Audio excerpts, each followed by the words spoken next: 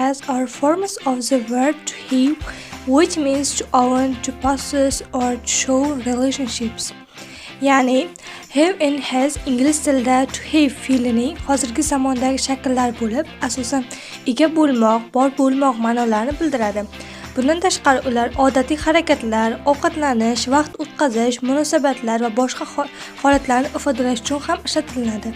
Ya'ni birorta fe'lni olmoshni ishlatganimizda foydalanamiz va bu ikki xil shaklda bo'ladi. I, you, we, they fe'llariga have fe'lini ishlatamiz va he, she, it ga esa has fe'lini ishlatamiz. Ya'ni I have a book bo'lsa, menda kitob bor. She has a sister bo'lsa, uning singlisi bor.